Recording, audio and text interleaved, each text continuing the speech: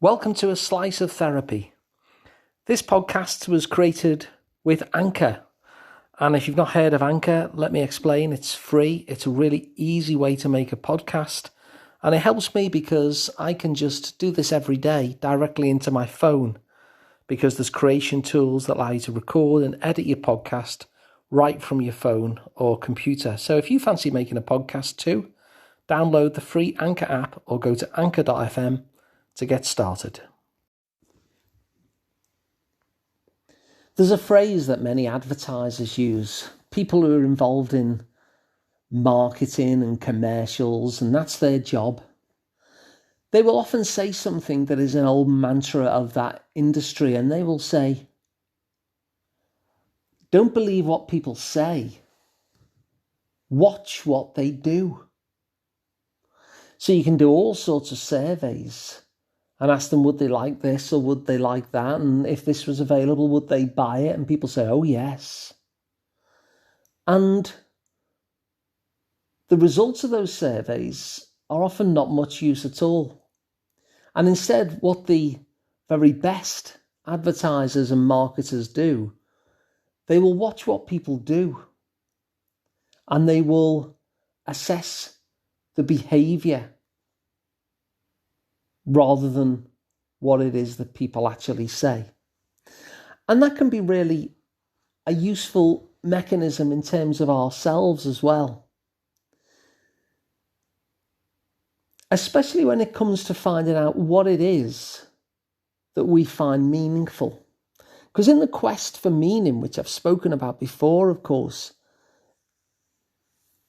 sometimes we can get into a bit of a stuck place. Because we're thinking, well, what is it that I do find meaningful? And you can do all sorts of, exercises and writing stuff down, and they're helpful. But then when it comes down to it, you can apply that old advertising mantra of never mind what people say, what do they do? And so in order to find out very, very quickly and easily what it is that you find meaningful, then the quick and dirty way of doing that is to focus on how you spend your money and how you spend your time. You see, by doing this, you won't then be focused on what you say or what you think. You'll be looking at what you do, your actual behaviour. You'll be able to open your budget and be able to see where it is that you actually spend money, an actual behaviour of spending.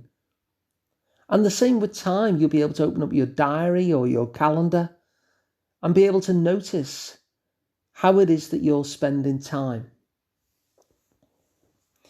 Now, when you do this and you go through your accounts and you see where you're spending your money, and of course, in many ways, when you spend money, you're spending your time. You might spend a certain amount of pounds on something, but that will be so many hours worth of work for you.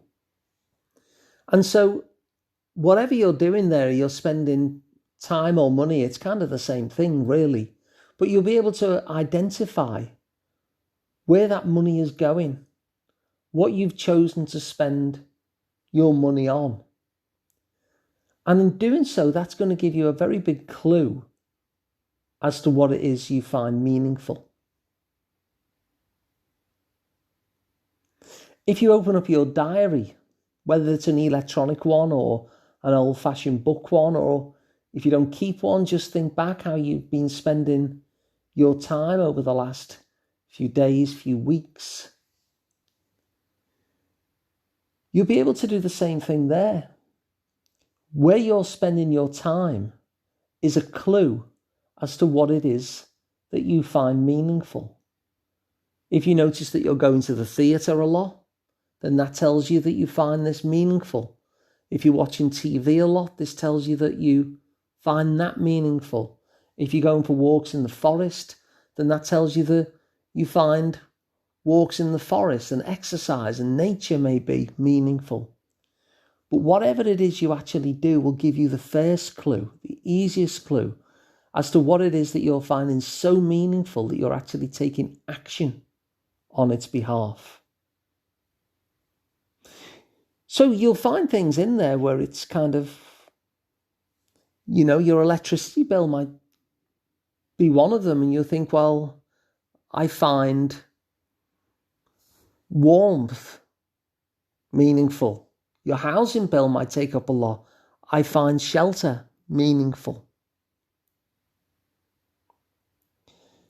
But whatever it is that you discover in there, the ways that you're spending your money, maybe you've got a season ticket for your local football team, and then you're thinking, well, this is something that I find meaningful.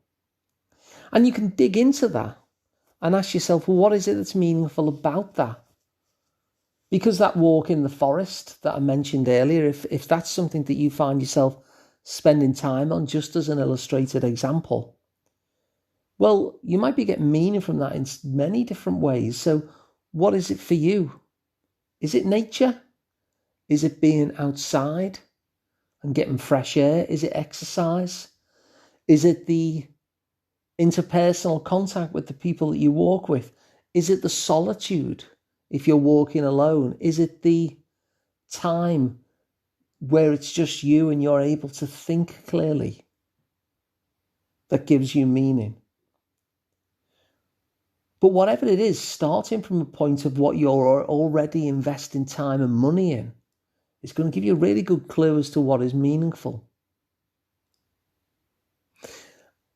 And in addition to that, you might actually find some of the ways that you're spending time and money quite jarring.